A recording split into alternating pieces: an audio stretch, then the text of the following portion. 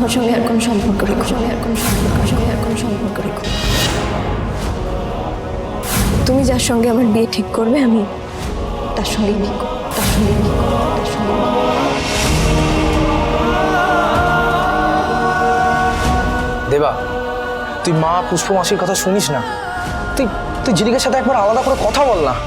আরে রাগের বশে মানুষ কত কিছু বলে, হয়তো সামনাসামনি কথা বলে সব ঠিক হয়ে যাবে। জানা দেবা, তুই একবার কথা বল আলাদা করে।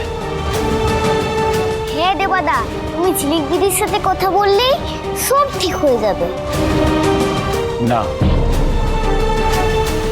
আমি ঝিলিকের সাথে নিজে থেকে গিয়ে কথা বলবো না। ও আমায় ছেড়ে চলে গেছে, আমি তোকে ছেড়ে যাইনি।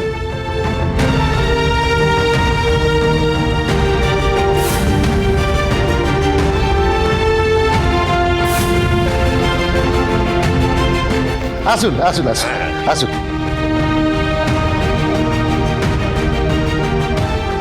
আচ্ছা, আপনাদের আসতে কোনো অসুবিধা হয়নি তো? না, সেরকম কোনো অসুবিধাই হয়নি। হ্যাঁ, এতটা রাস্তা আসলে ঘটক মশাই বলে দিয়েছিলেন যে আপনারা বেরিয়ে পড়েছেন, তাই আমি বড় রাস্তায় গিয়ে দাঁড়িয়েছিলাম। কেননা এই ভেতরে তো গাড়ি ঢোকে না, আপনাদের অসুবিধা একটু হচ্ছে বটে। আচ্ছা চলুন চলুন, ঘরে গিয়ে কথা বলা যাবে। দেখ, ঝিলিককে দেখতে এসছি, এরপরেও বলবি আমি নিজে থেকে ওর সাথে কি কথা বলবো, দেখা করবো?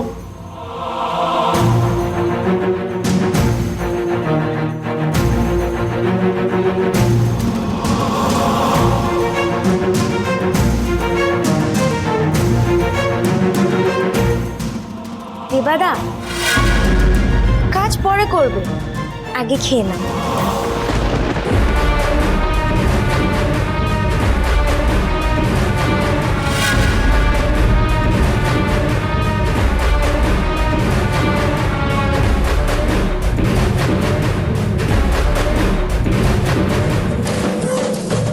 ফেরার পর থেকে তো কিছুই খাওনি, প্লিজ খেয়ে নাও।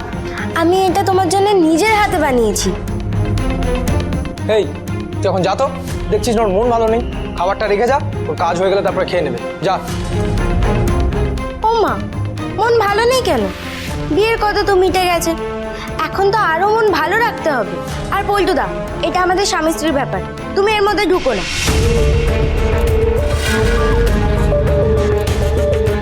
নাও খেয়ে নাও দেখি এবার।